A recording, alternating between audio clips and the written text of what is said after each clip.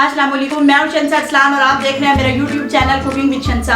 आज हमारी किचन में बनने जा रहा है बहुत ही जबरदस्त सा देगी beef korma. Step by step आपने इस रेसिपी को देखना है, कोई भी स्टेप मिस नहीं करना। तो चलिए इसके इंग्रेडिएंट्स की तरफ चलते हैं और बिस्मिल्लाह पढ़ के इसको स्टार्ट करते हैं। 1 किलो गाय का गोश्त, 3 से 4 स्लाइस्ड प्याज, 4 टमाटरों की प्यूरी, हाफ टी स्पून गरम मसाला पाउडर, 1 टेबल स्पून नमक, 1 टेबल स्पून सुर्ख मिर्च, हाफ टेबल स्पून हल्दी, 2 टेबल स्पून खुश्क धनिया, 1.5 टेबल स्पून अदरक लहसुन का पेस्ट, 1 कप ऑयल, हस्बे जरूरत मैंने कोरमा एसेंस लिया है, 4 कप पानी और ये मैंने साबित गरम मसाला लिया है। साबित गरम मसाला में 1 तेज पत्ता, छोटा टुकड़ा दालचीनी, 4 लौंग, 2 छोटी इलायची, 1 बड़ी इलायची, 1 चुटकी जायपत्री पाउडर और 1 चुटकी जायफल पाउडर। अब इसके नेक्स्ट स्टेप की तरफ चलते हैं और इसको पकाना स्टार्ट करते हैं। इस बर्तन में मैंने ये 1 कप ऑयल डाल देना है और इसके अंदर ये मैंने प्याज डालना है।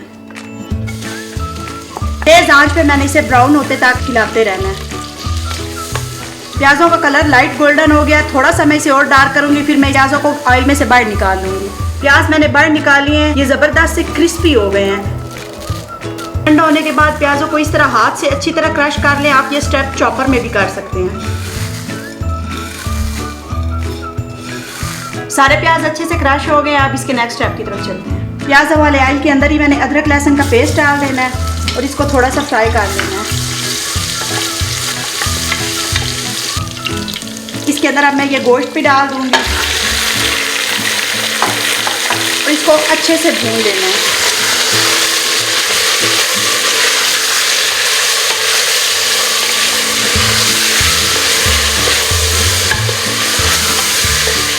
अदरक लहसुन का पेस्ट और गोश्त अच्छे से भून चुका है।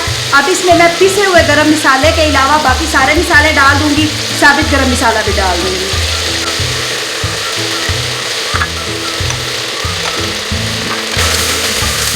अब 5 मिनट तक मैंने इसको अच्छे से भून लेना है। अच्छे से भून चुका है मसाला। अब मैं इसके अंदर ब्राउन किए हुए प्याज और टमाटरों की प्यूरी भी शामिल कर दूंगी। इसको मैंने तब तक पकाना है जब तक घी अलग नहीं हो जाता। ऑयल सेपरेट हो गया। अब मैं इसके अंदर ये पानी डाल दूंगी।